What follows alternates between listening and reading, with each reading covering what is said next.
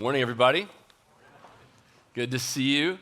When I was 12 years old, my family and I, we lived in Southern California for a year when I was in middle school. It was a formative experience for me and for our family of four. But when I was 12 years old, that fall, it was 1997, Thanksgiving week of 1997. The day after Thanksgiving, my dad woke my brother and I up. I was 12, my brother was 8. And he said, get up, get out of bed. Pack your stuff up. We're going to get in the car. We're going snowboarding.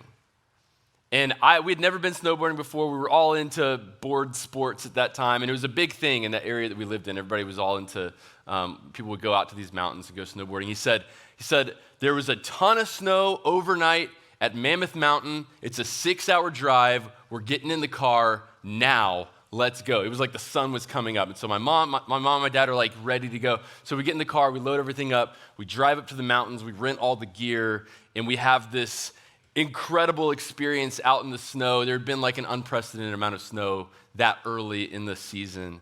And that was our first experience of ever doing anything like that. As a family, I look back on that as like a really special memory. A really just fun adventure. First of all, just because my dad, had the desire and intentionality to do something kind of wild and fun, and to kind of get us up and go after it. But also because my dad was paying attention to know that the opportunity was there to do something like this. He'd been paying attention to the weather report. Now, I don't know how you pay attention to the weather in 1997. Do you just stand outside and... I mean, if you took my phone away from me, I don't know how I would know what was going to happen, what it would be like in an hour. Do you watch it on TV? Or is it the newspaper? I don't know. I actually don't know how he found out what the weather was like 6 hours away from our house in 1997, but he did. He found out, and we had a really, the experience of a lifetime as a family over that long weekend. Today, we are talking about when God suddenly brings about the expected or the unexpected new thing in your life.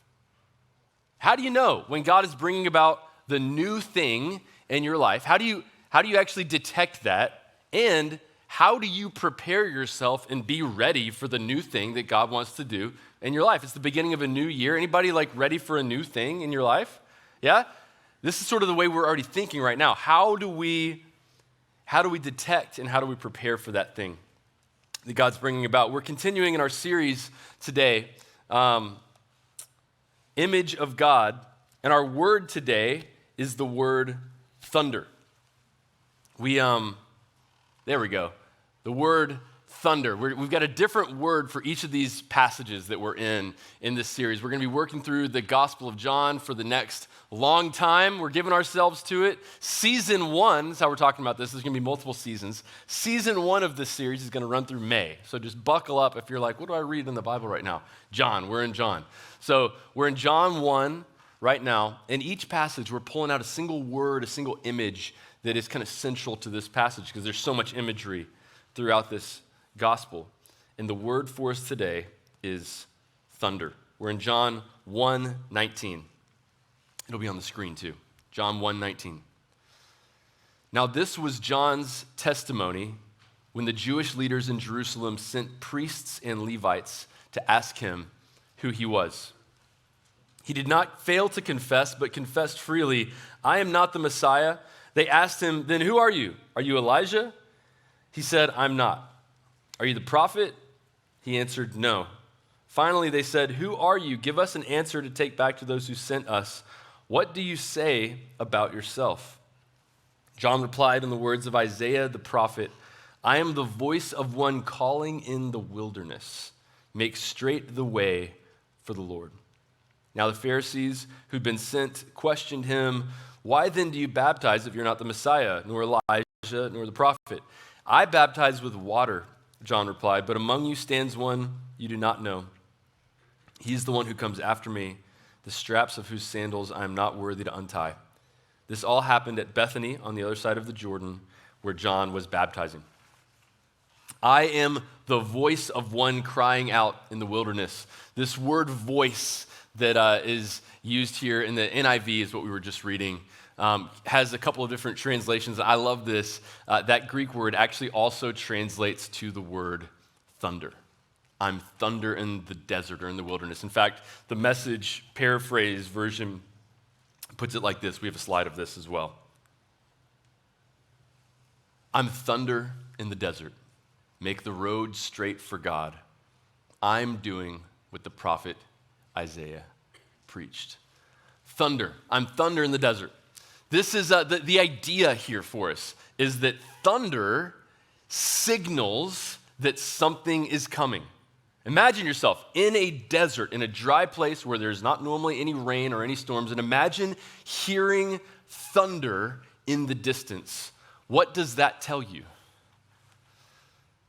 It tells you that there in the middle of that dry place, you might be about to experience rain. Thunder signals that something is coming, and thunder in the desert, actually it signals that the thing that place, that dry place has been longing for, it's about to receive.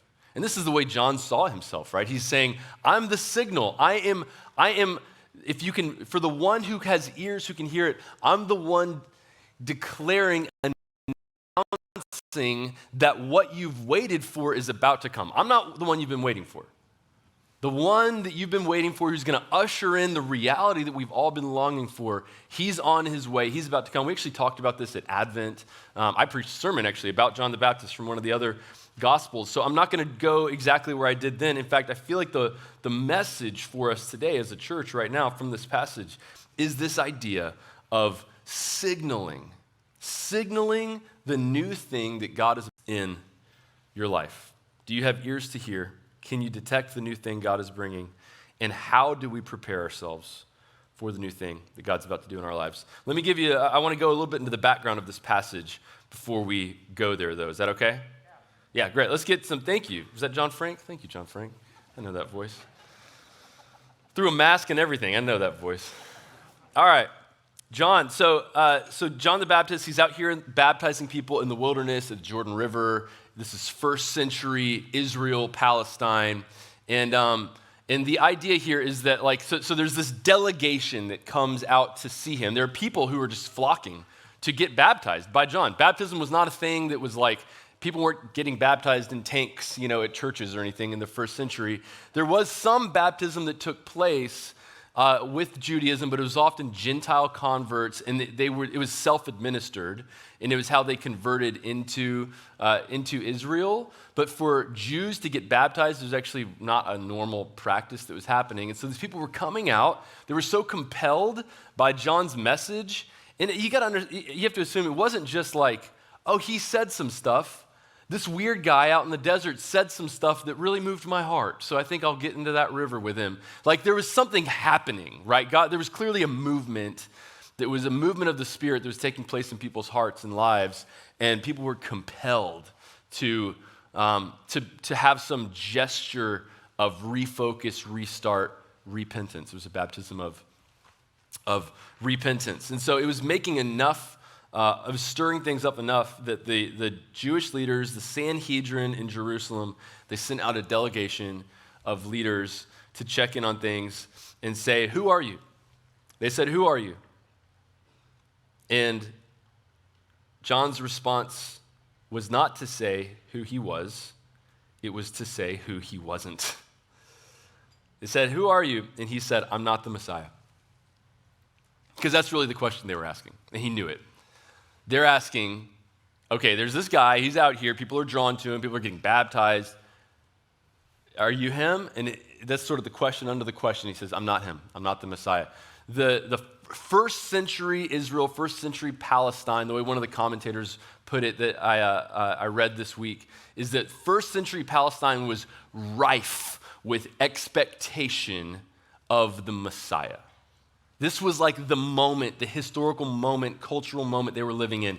Everyone was actively, it wasn't just like, oh yeah, there's these stories my grandma used to tell or whatever, we grew up reading it. No, people are actively hungering and on the lookout is that when is the Messiah going to come? It's got to be around now. Things culturally, politically had gotten to a boiling point with Roman occupation. Everyone is on the lookout for the fulfillment of the promises of God. And in their minds, it's like their expectations are high. So there were lots of people claiming to be the Messiah. There were lots of people that people thought were the Messiah. And this is one of those moments where it's like, is he the Messiah? Like everyone's kind of wondering, are you the Messiah? Am I the Messiah? I don't know. He's got to be here somewhere. Maybe it's that guy. So they go out. Who are you? I'm not him. I'm not him. In fact, the subheading in this passage is for NIV, in my Bible in front of me, John the Baptist denies being the Messiah. That's what the subtitle is. The next passage, which we'll read next week, Caroline Shandell is going to be preaching next week. Come on. All right. And so she'll be preaching about John actually here, he's denying being the Messiah. In the next passage, he's testifying that Jesus is the Messiah. And so this is sort of the who I'm not passage. Next week's passage is the who he is passage. But they show up, who are you? Who are you? I'm not him. They say, well, are you Elijah? He says, no. Why would they ask that? Are you Elijah? Well, there's this verse in Malachi 4:5 that says, see, I will send you the prophet Elijah before that great and dreadful day that the Lord comes. So there's this expectation that Elijah reincarnated, or Elijah, some prophet who's like Elijah would show up, and that's like the sign. So like, maybe you're Elijah. He says, no, I'm not Elijah. They say, are you the prophet? Why are they asking him that? Well, there's this other verse, Deuteronomy 18:15, and then 18:18 and 19. Moses tells the Israelites, the Lord your God will raise up for you a prophet like me from among you, from your fellow Israelites, and you must listen to him. And so there's this sort of lore in the Israelite community that like the prophet would come, whatever that means. But it was all very blurry, and they weren't sure exactly what they were looking for. So are you Elijah? No. Are you the prophet? No. Who are you? I'm thunder. I'm just thunder. I'm just the distant rumble for the one who's paying attention that something is about to break. I'm just the signal. I'm just the sign. I'm just here to announce what God is about to do. And really it was to announce the one, Jesus, who was finally there. Because really this is what we're doing here as a church. Like this whole thing is about Jesus, right? And this whole series is about Jesus, and this gospel we're in is about Jesus, and this message is actually inherently about Jesus, because it's Jesus who in this historical moment in the first century is bringing about that thing that is about to break. And it's not just that Jesus was going to do a ministry that would change everything, it's that he as a person, the God-man, was about to change everything. He was here. And history was actually going to be split. It's crazy when you really think about world history and the timeline of it. Like it is marked by this moment, these 3 years of Jesus' ministry, death, and resurrection. Now, this is an interesting note that John says, I'm not Elijah. But then Jesus, at the end of, later on in the Gospels, he says, hey, he was Elijah. For the one who understands, like he was the Elijah who was to come. And even the angels who announced his birth to his parents were like, he's like Elijah. Like there was this Elijah thing that was there. And so, which is interesting. It's kind of like maybe John, maybe he was just trying to not give these Jewish leaders something to grab a hold of about him. Maybe he also just didn't see his ministry with the level of significance that Jesus did. Which is kind of an interesting thing. Maybe this is like a healthy thing for us. Like let Jesus be the one who gives you credibility in other people's eyes. Let Jesus be the one who promotes you in other people's eyes. Let Jesus be the one who expresses your significance to the world rather than feeling this pressure to prove. I mean, that doesn't mean that you don't have, like, we all have value intrinsically, but there's this like pressure in our society to like prove that you're more than, to prove that like I'm important. And John is doing something really important in arguing that he's not important and that his role isn't one that's important. And Jesus is saying, actually, later on, he says, well, John was the greatest of the Old Testament prophets.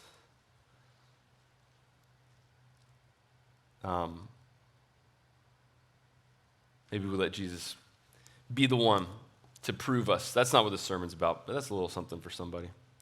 They say, so okay, if you're not the prophet, if you're not Elijah, if you're not the Messiah, why do you baptize? What's with that? And he goes on, he answers that question in next week's passage, so I'm not going to answer it.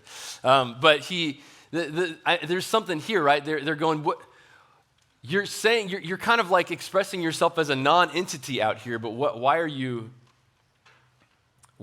doing this, and what are you marking? What are you signaling? We understand that this was a baptism. This was a moment where people were repenting in preparation of the coming Messiah. The first century Palestine, rife with expectation of the Messiah. Quick note here too, that everyone had their own perspective of what this Messiah, what this Christ, what this chosen one would be like, who he would be, what he would do. Some were looking for a Messiah who was a Davidic Messiah in the line of David. They wanted this king. Others were looking for a priestly Messiah. Everyone was expecting a Messiah that would overthrow and bring about a cultural, national, political transition. In Israel, ancient Israel, this is really interesting for us because, I mean, we can't help but, I think, draw parallels with our own political and social experience today and in our context. We got to note that ancient Israel was its own nation state. It was its own geographical location. It was its own culture.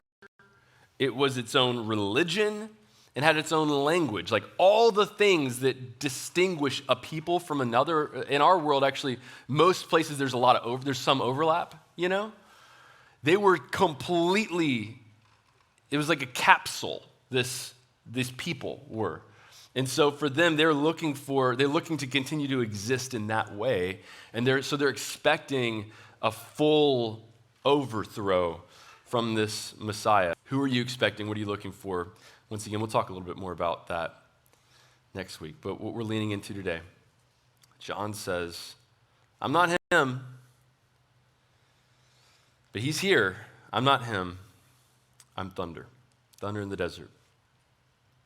Get ready for what is about to come. Anybody, okay, so I asked this earlier, anybody would anybody be really happy for the new thing, for God to bring about something new in your life this year? Let's just be real. Like anybody going, man, I'm hopeful.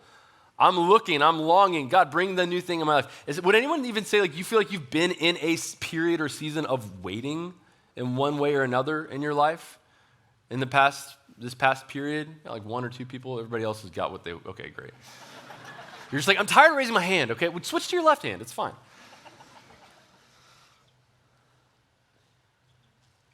The new thing, this is really what I sense God is saying to us today. The new thing, how do you detect and prepare for the new thing while you are waiting in the midst of the old thing? Here's the critical question for us. The critical question for the person who is waiting for whatever this may be. Maybe it's a specific thing in your life. Maybe it's a change of job, of income. Maybe it's a relational thing. Maybe it's you're in this season of extended singleness. I'm very familiar with the waiting thing. My wife and I, we waited 7 years through infertility, longing to be able to start a family. That marked us and defined so much of our experience of life for so long. You feel like you're in an extended period of waiting. The question is the critical question for us. Or maybe you're just going, I just have a sense that God has promised something in my life or has called me to something in my life that I'm not experiencing yet, and I just don't know exactly what it looks like or when I'll begin to step into that. The critical question for the person who's waiting for anything is not, will you ever receive that for which you're waiting? That's not the critical question. The critical question is not, will you receive it ever? The critical question for the person who's waiting is this: will you be the person God created you to be regardless? Will you be who God has called and created you to be now and later, regardless? This is an important question for a number of reasons. First of all, it's, will you become that person regardless? Or are you waiting for your life to be this next chapter and then you're like, well, yeah, then I'll be that person. I can't wait to get married because then I'll be, and you think, well, I'll be the kind of husband I want to be when I'm a husband. Or I'll be when I'm in that position or that role, then I'll be the kind of person that like you need to be if you're going to be in that position.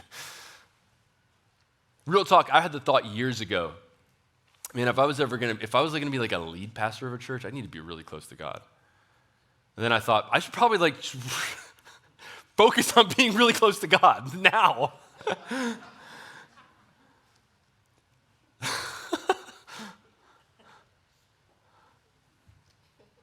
One day when I'm a parent, this is the kind of person I would want my kids to be raised by.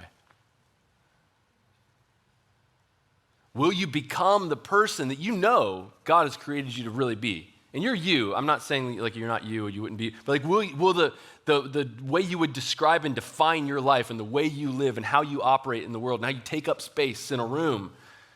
Who are you when you're around people? Who are you when you're alone? All of that. Will you become that person regardless? That's part A of that question. Part B of that question is, will you continue to be the person that God created you to be, that you have been up to this point, or will you let that slip while you're waiting? And this is important, right? Because often disappointment leads to discouragement, and discouragement leads to despair sometimes. And when we're experiencing disappointment in our lives, that's when it gets really hard to be disciplined. And I know there's a lot of D words, which means it preaches really well, but it's actually true. When you're experiencing disappointment in your life, it can be hard to stay disciplined in your life. Right? When you feel like just the blows keep coming, or even just the wind is sort of slowly coming out of your sails. And the momentum is leaving, and you feel like you have to like start the thing up every day because there's no natural movement in your life. You're disappointed, and so it's just like the disciplines that maybe marked your life for a season are starting to fade a little bit. Or when we start to get discouraged, we can actually start to look for comfort in places that we weren't looking for comfort before. And the real snag here often is if self-pity is starting to play a role in your life, then we start to justify all kinds of stuff. Anybody? Yeah. And when we're in despair, that's when the temptation is to truly like, just indulge.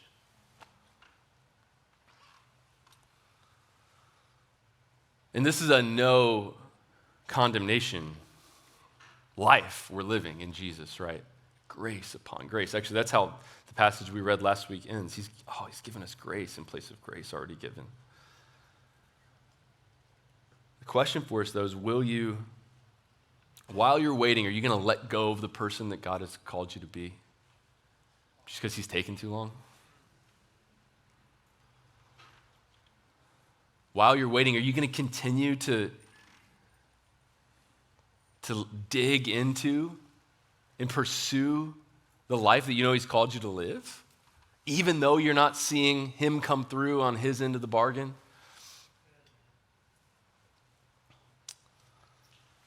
The critical question for the person who's waiting is not, will I ever receive what I'm waiting for? No, the critical question is, will you be the person God created you to be regardless? Will you be the person God created you to be regardless? And that's why that was John's ministry. He's showing up and he's saying, hey, here's a moment actually for you to get ready if you haven't been ready. It's such a gift. It's such a grace. John can seem a little bit harsh. In fact, that word thunder is funny, right? Thunder in the desert, it kind of sounds violent. Now, this is interesting. John, the gospel writer, who's different from John the Baptist, this word thunder, he has a relationship with this word thunder. In fact, James and John, these are brothers, Jesus nicknames Boanerges, which is sons of thunder. He calls them the sons of thunder because of their violent, they're going at one point in the Gospels, like, Jesus, do you want us just to rain down fire on these people who don't want to listen to you? Which I'm like, can they do that? Do they know how? Do they think? I think they truly believe they can do this. And Jesus is going, no. At one point, later on in the Gospel of John, God the Father speaks from heaven, and people hear him saying, this is my son, listen to him. And it says that, there's this funny note, it says some people there, all they heard was thunder. There's an important question for us. When you hear the voice of God, or when you expect to hear the voice of God, are you expecting a voice of wrath or a voice of tenderness? When God speaks a message like this, do you hear a message of shame or do you hear a message of embrace? And some of it is we've been conditioned through our religious upbringing to expect shame or whatever, but hear this, the voice of God, even the voice of thunder, is always a voice of love, saying, hey, here's an opportunity to respond and to come and to return to me. That was John's message. It's a message to return. In fact, he says, I'm saying what Isaiah said. I'm thunder in the desert. In the voice of Isaiah, I'm the one that Isaiah talked about. I'm preaching what he preached. When Isaiah talked about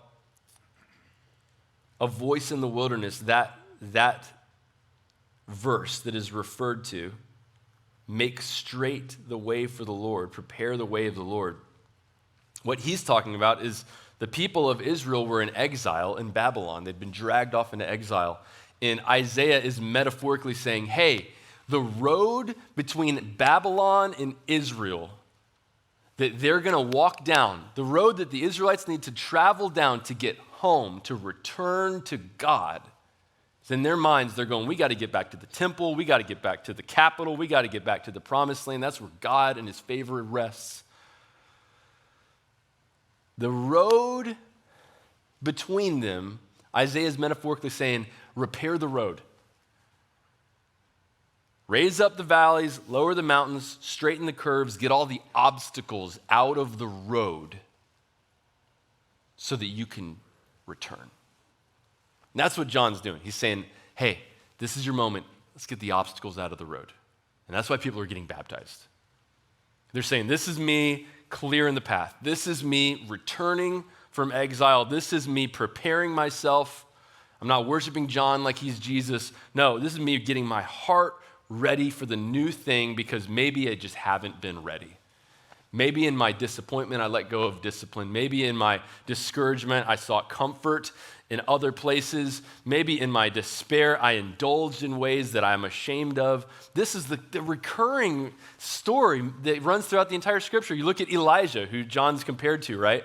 Elijah has this moment on Mount Carmel where he kills all these prophets of Baal. Crazy story, right? The fire comes down on the altar. This is one of those head scratching, that's a particularly violent moment in the Old Testament. I'm not sure exactly what to do with that. I'm not going to spend a whole lot of time there today, right? But then right after that, this is 1 Kings 18, Elijah goes and he prays, and it hadn't rained in years.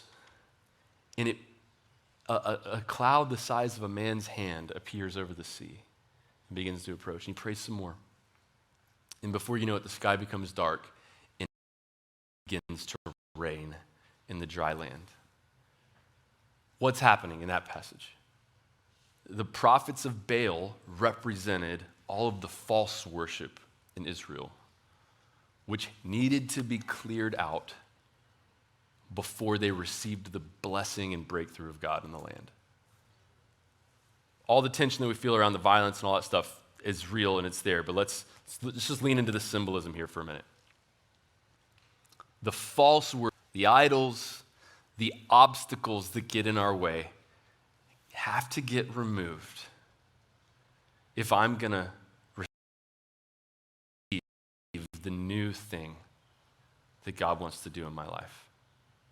And he's so good, and he's so gracious, and he's so generous that it doesn't matter to him that, you know what, maybe you let it slip in your despair. He says, just come. Just come. Give me your whole heart again. And watch as I pour out this new thing in your life.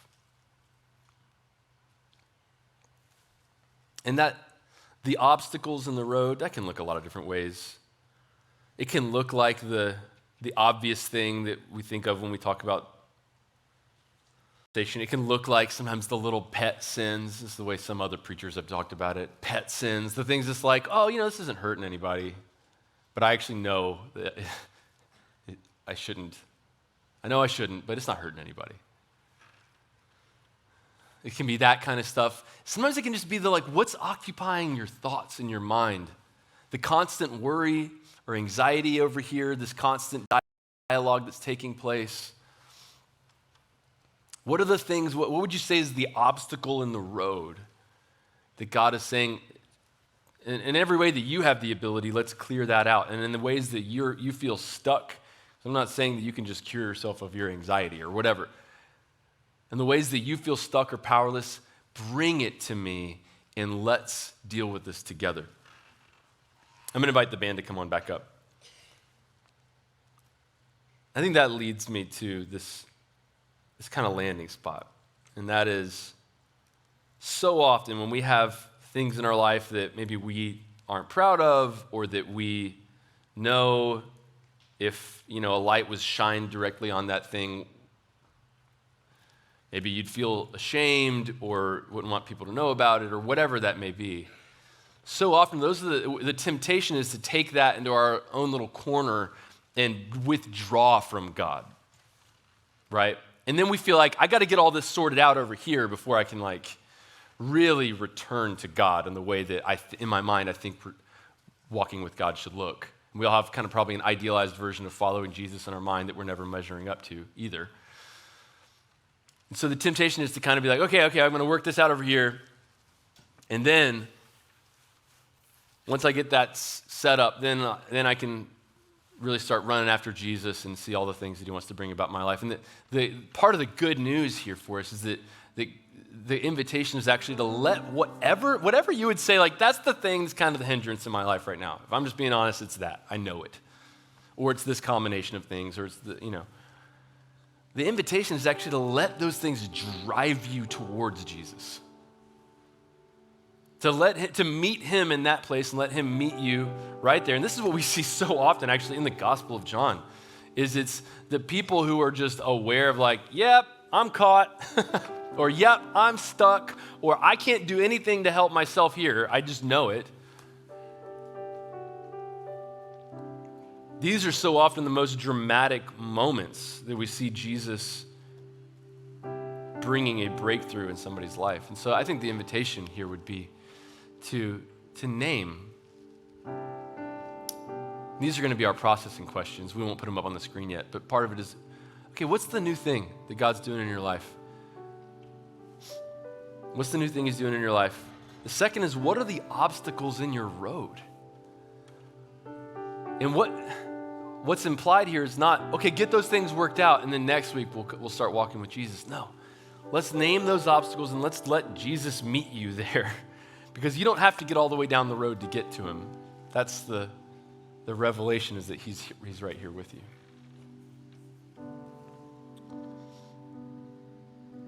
So Jesus, right now, I think we all have a sense or a desire of something a new thing we would hope you would do in our life this year. I pray that you would give us your revelation of what are you doing in our life? What is the new thing? Is there a single word that you're speaking to us? Maybe just ask him right now, what's the word you're speaking to me at the beginning of 2022?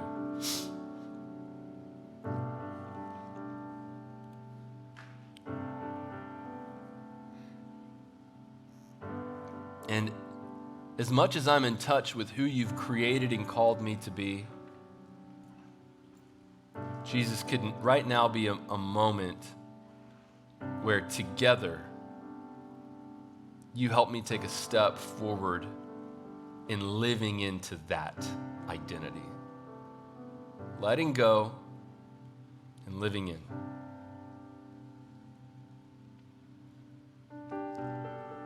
In an environment of grace, an atmosphere of grace, there is no condemnation, there is no, any shame is self-induced. And I can just even name that. I feel shame around this. Okay, I'm bringing it to you.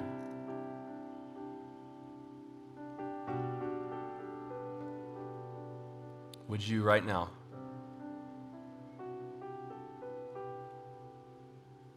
prepare me for whatever comes next? I'm responding to the thunder.